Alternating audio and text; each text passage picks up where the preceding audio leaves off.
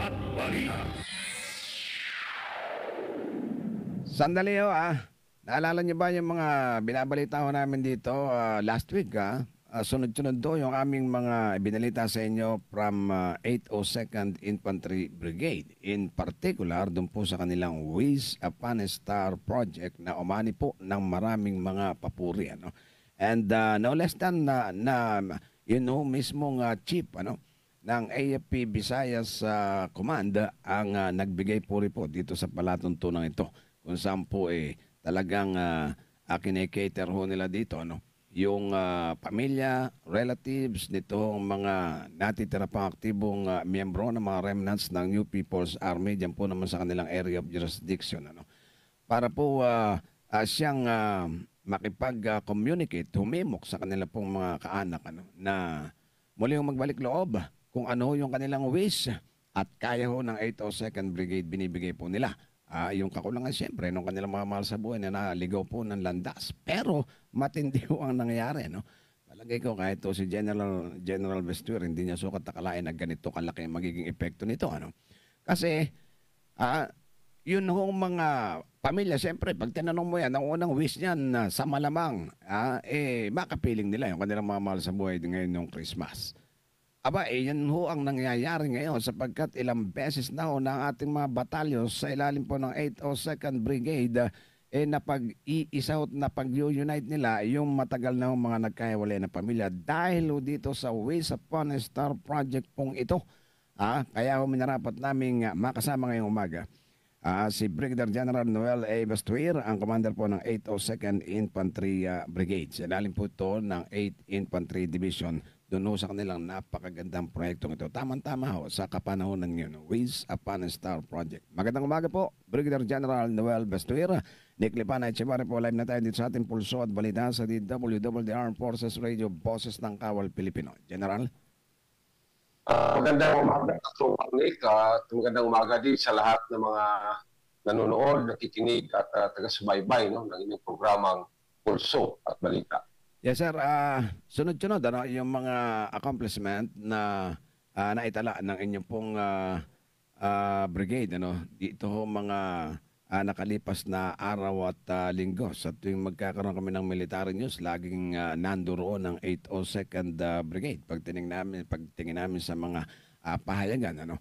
Ngayon, ang isa ho sa nakapuko sa akin is yung inyong proyekto na Wish Upon a Star Project na parang nagsunod-sunod dahil dito sa proyektong ito parang napukaw ho natin yung damdamin po ng mga miyembro nitong mga maliit na grupo na lang ng mga remnants ng New People's Army na nagbabalik loob. Actually, meron pang mga armason na itinuturo dun sa inyong mga tauhan, sir. Kumusta po ito so far? Yes, katropang Nick, maganda nga ang kinalabasan nitong ating programang Wish Upon a Star na isinasagawa ng lahat ng mga units na under ng ito second brigade. Itong apat nating mga battalions yung 14th IB, yung 3rd IB, 63rd IB, at saka sandali, sir, ating paki-check mo bakit sayang yung magulo yung audio ni Oo nga, kaso kahit sa kanila yan, sayang yung interview natin sa kanila. Hindi natin pwedeng ituloy-tuloy ito dahil ang ganda ng proyekto, ang ganda ng mensahe. Kung hindi naman maintindihan ng ating mga viewers, sayang. Sir, babalikan ka namin Ayusin lang namin yung audio ng ating interview Pulso at balita. Paki-check din po sa technical ninyo, sir. Baka po dyan po merong kaunting problema sa communication kasi direkta po ito mismo dun sa opisina ni General Vestuer. O itry natin. Okay na Ate Beth. Ayan, sumesenyas na po yung ating dalawang kasama rin sina Ate Beth at saka sina ating Leonor Tanap. General, once again, good morning po. Yes, katropang Nick, okay na po ba ang audio? Okay yan, malinaw na malinaw, sir. Loud and clear. So again, yun hong aming kinukumusta ma-elaborate po natin kung ano itong Wish Upon a Star project na inilunsad ng 802nd Brigade. Yes, katropang Nick, ang programa nating Wish Upon a Star ay bahagi pa rin ng ating programa doon sa Friends Rescued Engagement through their families, so yung Free Families program natin, no? Tinaon natin dahil magpapasko. So tayong mga Pilipino, naging kaugalian natin na tuwing Pasko meron tayong mga Christmas wish, no? Okay. Kaya isinagawa ng mga units ng mga battalions under ng 2nd Brigade, no, ng 14th Infantry Avenger Battalion, ng 93rd Infantry Battalion, 63rd Infantry Battalion, 78th Infantry Battalion at ng ating 82nd CMO Company, no, na alamin ang mga Christmas wish, no, ng mga natitira pang aktibo pang NPA na nandito sa ating area. Oo. So nung nalaman ang kanilang wish, no, sabi nga, may kasabihan nga na ang wish ay mananatiling wish kung wala tayong gagawin. Correct. Pero kung tayo ay may gagawin, gawa natin ng paraan, managtiwala tayo kay Santa Claus, mananalig tayo, at sa pagtulong-tulungan, no, ng mga stakeholders natin na malaki ang may ambag para maisakatuparan itong wish.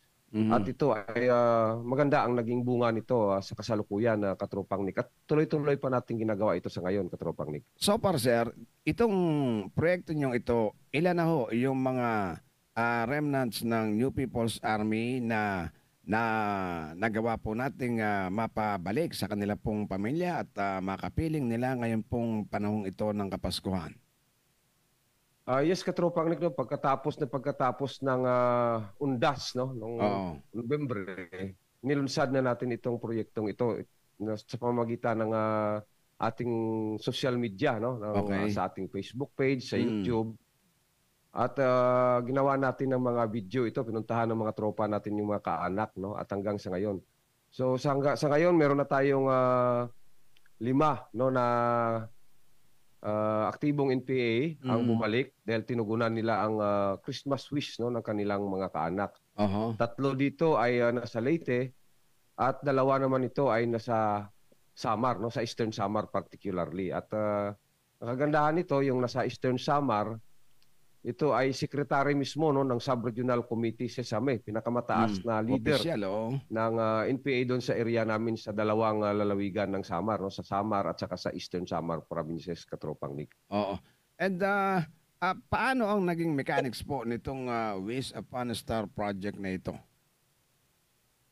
Pakiulit, Katropang Nick, medyo naputol kanina. Ang tinatanong ko po is kung paano ang mechanics nung ginawa ninyong paglulunsad ng programang Wish Upon a Star project. Yes, Katropang Nick, no, kung gaya ng binanggit natin kanina, bahagi pa rin ito ng ating Friends Rescued Engagement through their families, no. Nagkataon lang na palapit na yung Pasko, so ganun pa rin. At ano lang siya na kinabit natin sa pagsapit ng Pasko na tuwing Pasko ay tayo ay may mga wish tayo. So ang ginagawa ng tropa natin, no, pinupuntahan ang mga kamag-anak nito, kaanak ng mga natitira pang NPA, kinakausap, inaalam, no, kung ano ang kanilang wish, no. So kadalasan gusto talaga nilang bumaba na ang kanilang mga kaanak na nandun pa na patuloy na nagtatago sa kabundukan. At siyempre may mga iba pa silang wish, no, kagaya ng may mga karamdaman na gusto nilang tulungan silang magpagamot. Meron silang maihahain sa kanilang hapag ngayong Pasko, no. So yan, hindi namin kayang tuparin yan na kami lang. Kaya sa brigade, mga members ng ating local task force, kagaya ni na mayor, ibang mga private individuals na nakapanood, no, ng ating mga videos na pinalabas sa Facebook page ng brigade at saka ng mga units natin, ay kagad-agad na tumugon, no, kagaya doon isang nanay ay may sakit, may mga nag-donate siya na pambili ng gamot, no, so binibigay natin kaagad yun sa kanila doon. Perong anak ng isang NPA, no, na naiwan niya dito na ang kanyang kahilingan ay lapis at papel dahil siya ay nag-aaral. May teacher tayo sa Southern Leyte na bumili mismo, siya mismo bumili at para mapagbigyan. At marami pang iba, Katropang Nick, no, na mga tumugon dito. So ang pinakapangunahing wish talaga nila ay maibalik ang kanilang, umuwi ng kanilang mga kaanak, no, yung anak, kapatid. Ay may nangyari naman, no, na yun, 5 nga ang tumugon dito. So, at nung pinag-unite natin sila, pinagkitagpo, no, kitang-kita natin kung gaano sila kasaya dahil hindi pa man sumapit ang Pasko, no, ay natupad na ang kanilang kahilingan. Umiiyak Katropang Nick, no, dahil Oo. sa tuwa. So, emotional. Yun ay very dramatic, very emotional. Mm. Yun ay nangyayari dahil nga maraming sumusuporta dito sa programa namin ito, no, sa social media campaign. Oo. Yung mga influencers natin sa army units, no, na yung mga sundalo nating may marami ang followers, tumutulong sa atin dito. At pati na rin mga sibilyan, no, na may pakalat itong mga video na to hanggang sa makarating doon sa kanila. Yung iba hindi naman talaga nila direktang napanood pero naikwento sa kanila na gano'n nga kahilingan ng nanay mo, ng kapatid mo, ng tatay mo na umuwi ka, napanood namin, no, kawawa sila. So yun, karating sa kanila na antig ang kanilang puso at yun ang isa sa mga naging dahilan kung bakit sila ay bumaba, Katropang Nick. Palagay ko, ang daming nagiging views po nito, ano? At ang ganda kasi yung programa naging online. So, dahil may kurot, ano, sa mga damdamin po yung nagiging tagpo dun sa pinalalabas ninyo dun sa inyong Facebook page, talagang hindi malayo po na bumuhos ang tulong dito sa mga na-feature natin sa inyong programa, ano? Yes, Katropang Nick, lalong-lalo na kung mapanood nila, makikita nila ang iba't ibang kwento sa buhay nitong mga NPA sa kanilang mga kamag-anak, no? Meron diyan na namatay na lang ang tatay niya, hindi siya nakauwi. Meron diyan na ang anak na sanggol pa lang iniwan sa masa. At ang masa mismo na yun na kanyang iniwanan, yun ang naggumawa ng wish. Dahil may sakit-sakit yung bata, nung nalaman nilang ganon, yun ang isa sa nakapagising sa kanila. So, naawa sila sa anak nilang matagal na nilang iniwan. Meron din dyan yung itong sekretary ng SRC si Same. Dinala namin ito sa isang liblib na barangay na kung saan doon malapit ang pinagtataguan itong kanyang anak na sekretary. Siyam sila na natitira na kamag-anak. Dinala namin doon na maglakad ka pa ng 3 oras. So matanda na ito, Katropang Nick, no? Pero pumunta doon sa lugar para makiusap sa mga tao doon. Na kung makita niyo yung anak ko, pakisabi naman na umuwi na siya. Kasi matanda na ako, yung anak niyang naiwan dito sa amin, kailangang may mag-aalaga din sa kanya kung mamamatay ako. Para something na ganyan na mga mensahe, Katropang Nick. So yung mga tao pala doon, kaya pala yung iba ay talagang nakikinig sa mga sinasabi nila. Dahil paminsan-minsan, no, ay lumalapit sa kanila pa itong mga NPA. Hindi natin masyadong napupuntahan itong lugar dahil malayo, no, sa loob-looban na ito. Pero talagang pinuntahan natin, sinama natin yung pamilya, itong mga ito naman kahit matanda na, nagpakahirap, no, basa sa ulan kasi maglalakad ka, sasakay ka sa habal-habal na delikado, pero talagang pumunta. So yun yung mga sinasabi natin na ang wish, no, kailangan dagdagan natin ng effort, no, ng trabaho at yun, yung mga kamag-anak nila na dahil naawa tayo. Naawa na rin yung mga tao. Tumulong sila doon para makumbinsi ito ang kanyang anak na secretary ay bumaba na, Katropang Nick. Hindi, talaga ano, kasi ako pagka napapanood ko sa Facebook page ninyo, talagang ano, alam mo yung naninindig yung balahibo ko, walang biro, no? Parang umaangat, pakiramdam ko, umaangat yung mga balahibo ko. No? So, nung i-launch ko ninyo itong proyektong ito, inisip nyo ba na magiging ganito kalaki ang impact nito? Actually, being positive naman tayo sa gusto natin. So, nakikita natin na may ano ito no, may tayo kasi Pilipino tayo, yun nga, naniniwala tayo, bata pa tayo nagsasabi tayo ng medyas at naniniwala na lalagyan ng mga chocolate, candy at kung ano-ano. Wish yun So ito, kahit matanda tayo, ano tayo. So iba ang pakiramdam na ang yung kahilingan o ang yung Christmas wish ay natupad. So nakikitang-kita natin yung, Katropang Nick, naramdaman natin. At sabi natin, no, pinag-usap-usapan namin dito, wala namang mawawala sa atin kung ayaw nilang bumaba. At least natutulungan natin kung yung mga secondary wish nila like yung may panghanda sa Noche Buena, kung may karamdaman, pwede naman nating tulungan niya, no, sa maliit na bagay at iba pang mga kunting kahilingan. So, madali lang natin tuparin itong mga ito puhunan lang natin ay ang kagandahang loob Oo. at pakikipagkapwa na makatulong tayo para mapakita din natin Mm. na talagang totoo tayo sa sinasabi nating pag sila ay bumaba, handa tayong tulungan sila. At hindi lang tayo, Yeah. marami pang iba, Katropang Nick. Oo, tama yung sabi mo, ano, yung mga pang Noche Buena, pang Medianoche, kung halimbawang may sakit, yun, madali-daling i-provide kasi meron tayong mga stakeholders, mga LGUs, na yung mga bukas palad doon na palaging tumutulong sa inyong mga proyekto. Ano. Ang mabigat din is yun nga, yung siyempre, pag tinanong mo yan, anong wish mo, yung wish na makasama ko yung anak ko o tatay ko na nandoon pa sa kabundukan na hindi pa bumababa. Palagay ko, yan ba naging tinurong nyo ba na, siyempre alam nyo na may magwiwis na ganyan, tinurong nyo ba na yan ay isang malaking hamon sa inyo? Yes, Katropang Nick, no? Pero kung naalala nyo, nung nakaraang taon pa natin inilunsad itong ating programa na Free Families, no? Oo. At nung inilunsad natin ito, hindi pa Pasko, hindi pa Christmas season. Okay. Meron din tayong programa nitong panawagan para sa kapayapaan. Mhm. So yun, no? Marami din ang tumugon doon at bumaba, no? Kaya nga Okay. kumunti na lang tong NPA dito eh. Mm. So ngayon, sabi natin, ituloy natin to, pero dahil magpapasko, I-connect nyo doon. ikabit natin sa Pasko sa Wish Oo. Upon a Star. Yun. Palagay, yun ang yun ang parang sumundot, ano, yung wish upon a star na yan. Tapos, yun nga, parang ang bigat ng wish. Tapos na nagmamaterialize na muli ninyo silang mapagsama. Parang doon nagkaroon ng kurot sa mga damdamin, ano?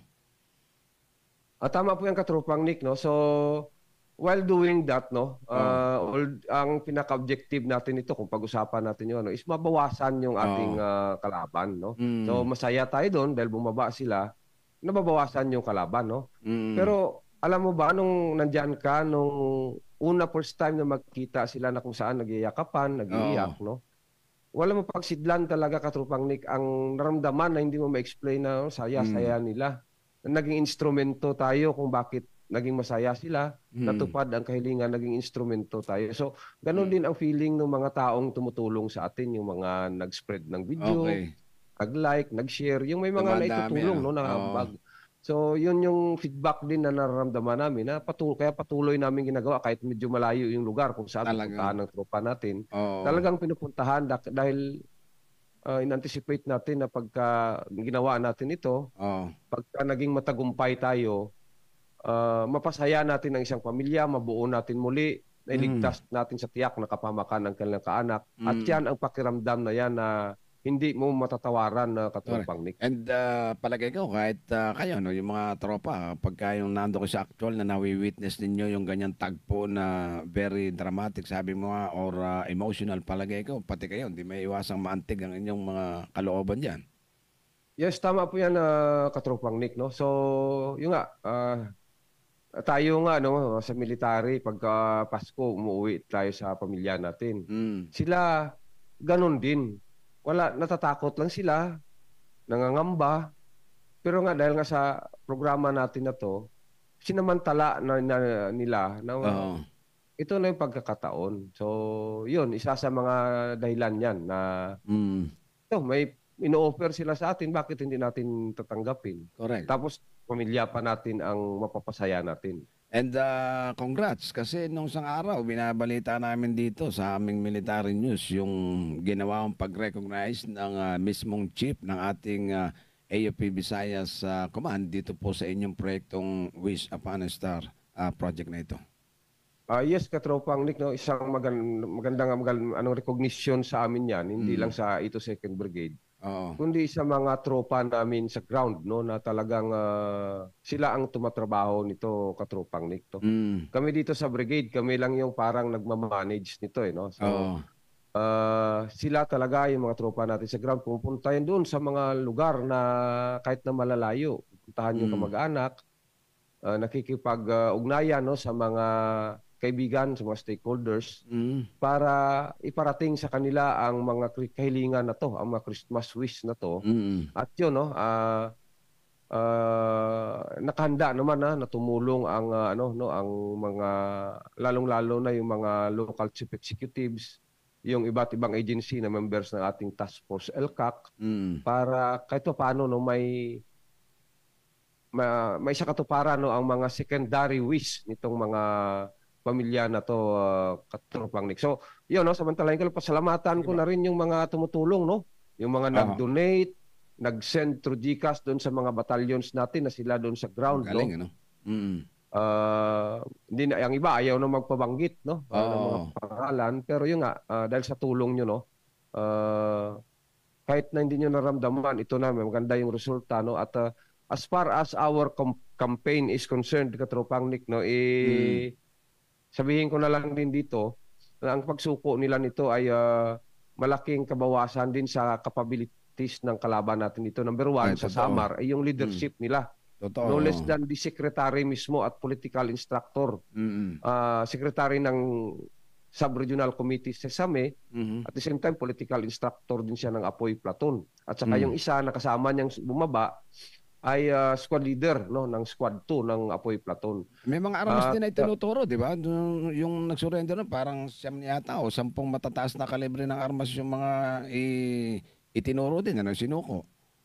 11 lahat ito, Katropang 11. Nick. Unang Okay, na-report namin 10 lang kasi naka-disassemble yung mga gamit na to. No? Oo. So kasama na dyan isang M60 machine gun, Oo nga. isang K3 squad automatic weapon, dalawang AK-47, apat na M16 na rifle, isang M14, isang M4, at saka isang M653 o yung sinasabing baby Armalite. So Galing, 11 firearms ito na nakalaking kabawasan sa kanilang capabilities, Katropang Nick. May mga generator, may mga bala, anti-personnel mines, at saka mga subversive documents na tinatago nila na itinuro after na magbaba sila, Katropang Nick. And isang araw, nakita kita, parang speaker ka doon sa isang pagtitipon na about civil-military operations, parang gusto nilang marinig yung detalye ng Wish Upon a Star project.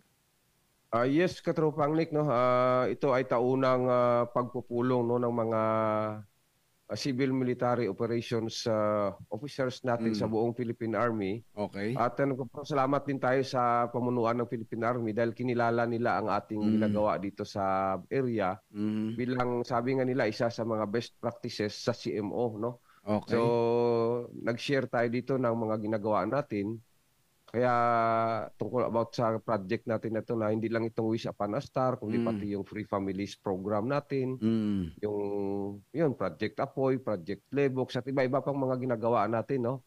Na kung saan no, malaki ang naibawas natin no, sa mga kalaban dito sa area natin, sa area ng ito 2nd Brigade, Katropang Nick. Kumbaga nag-connect na nanganak yung mga proyekto na nilunsad ng ating 802nd Brigade, ano.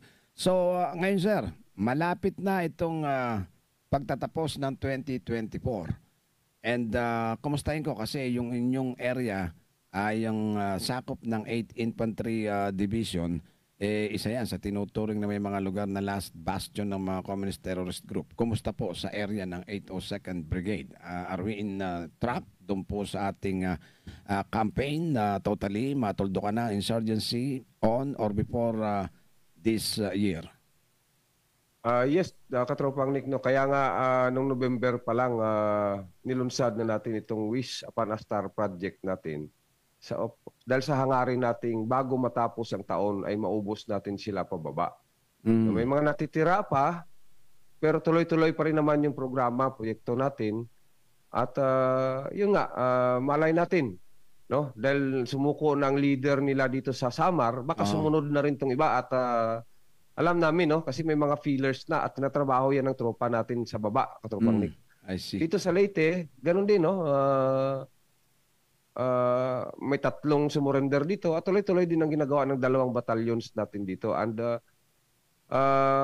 sa tanong mo kung we are on track, no? Kasi dito sa area natin, no, pwede na natin talagang i-consider na remnants na lang itong mga natitirang NPA, no? Kasi wala na yung leadership, wala na silang mass base, at pati armas, ano? kukunti na lang silang natitira, no? Kaya doon sa isa-isahin ko na yung 4 na probinsya namin. Sige po. Sa Samar, no, ang isang batalyon namin na 63rd IB, siyam na lang ang natitirang NPA na kanilang kinoconfront. Okay. Yung 78 IB, 7 na lang dahil sumuko yung dalawa, kasama na yung secretary. Mm. Ito sa 93rd IB sa northern part ng Leyte, 5 na lang ang nandito, tapos naglaylo pa yung dalawa na pinapahanap pa namin, 3 na lang, dinagdagan ng 7 doon sa galing sa baba, no, sa Platoon 1. Oh. So yun, 3, 10. At yung nandito sa southern part ng Leyte na kinoconfront naman ng 14 IB, 14 yan minus 3. So 11 na lang din ang bilang-bilang namin na natitira. So kukunti na lang sila. Okay. At yun, tuloy pa yung mga efforts natin sa kanila para tulungan natin sila. At yun nga, kung magbaba sila before the year ends, bago magpasko para masaya sila, welcome na welcome sila, Katropang Nick. And December 26, yung anniversary yata ng Communist Party of the Philippines. Ano? Kumusta? So sa lugar ninyo, ano bang nararamdaman ninyo? May capable pa ba itong mga remnants na magsagawa ng kanilang mga activities? Yun nga, with their current strength and capabilities, ay mahirapan na sila kung may binabalak pa sila, no? Okay. Pero ganun pa man, no, hindi tayo nagpapabaya, hindi tayo nagkukumpiyansa. Patuloy pa rin ang ating presence, no, ng mga tropa natin sa ground para kung may binabalak man sila ay kagad, no, ma-address natin, Katropang Nick. I see. Sir, thank you very much dito sa inyong pagbibigay ng oras sa ating palatuntunan ng Pulso at Balita and sa inyo pong napakagandang proyekto na inilunsad. Kumbaga ngayon po, kumbaga parang tumitimo na ito dun sa damdamin po, no, ng mga nakakapanood nyo sa inyong Facebook Live nitong mga tampok, ano, dito sa inyong Wish Upon a Star. Napakagandang proyekto at konektado doon sa spirit of Christmas. Baka po meron kayong mga additional info or mga upcoming activities, sir, bago tayo maghiwalay. Go ahead. Yes, Katropang Nick, no. Siguro magpapasalamat na lang ako sa inyo sa pagkakataong ito, no, na binigay niyo sa amin. At gusto kong pasalamatan ang lahat, no, ng mga tumulong, no, na yung iba hindi na nagpapabanggit ng pangalan. May mga nag-donate para doon sa gamot ng isa sa mga kamag-anak ng NPA na pina-check up natin, yung nag-contribute para pang Noche Buena. At saka sa mga local leaders dito na nagbigay kaagad ng tulong doon sa mga sumurrender natin, no? At saka sa lahat na nakikiisa sa mga isinasagawa natin, hindi lang naman kasi ito posting lang sa social media, kundi may mga effort din tayo sa baba, yung mga tropa natin. At tinutulungan tayo ng mga local task force LCAC natin, no? So sa lahat din ng mga nag-like, nag-share at nagpo-promote nitong programa namin, yung mga success story natin i-share ninyo para makita nila kung gaano kasaya ang pamilyang nabuo dahil sa iniwan nila ang kanilang armadong pakikibaka. And lastly, Katropang Nick, na makikita natin talaga na hindi malayo na makamta natin ang tunay at ganap na kapayapaan kung iniiwan lang talaga nila ang kanilang armadong pakikibaka, no? So sa kanilang pagbaba ng mga nandito na tumugon sa kahilingan ng kanilang mga kaanak, naramdam natin na malapit na natin talagang makamtan ang peaceful environment dito sa area natin dahil wala na tayong kalaban, no? Biro mo yung mga bumaba na yon, malaki yung pasasalamat nila sa atin, sa Task Force LCAC natin. At hindi na babalik yun. Yung magiging kaibigan na natin yan forever, imbis na kaaway natin dati. So kung lahat sila magiging kaibigan natin, nakikiisa at nakikipagtulungan sa atin, wala na tayong kalaban. So magiging peaceful na talaga yung area natin. At kung may banta man sa ating seguridad, no, sa ating territorial defense galing sa iba, sa kasalukuyang threat ngayon, makakasama pa tayo dyan na magtulong-tulungan tayo. So, yun lang ang aking message, no. Muli, no, nanawagan ako sa mga natitira pa diyan. Tugunan nyo ang natitirang NPA na nagtatago pa sa kabundukan. Please lang, no, tugunan nyo ang Christmas wish ng inyong mga kaanak. Yun lang, Katropang Nick, and maraming salamat and advance Merry Christmas sa ating lahat. Yun. Likewise, sir. Thank you very much and advance Merry Christmas din sa inyo and sa buong tropa po ng 802nd Infantry Brigade. Yan po si Brigadier General Noel A. Bestuir, ang commander po ng ating 802nd Infantry Brigade. Sa ilalim yan ng 8th Infantry Division ng ating Philippine Army. Pulso at balita.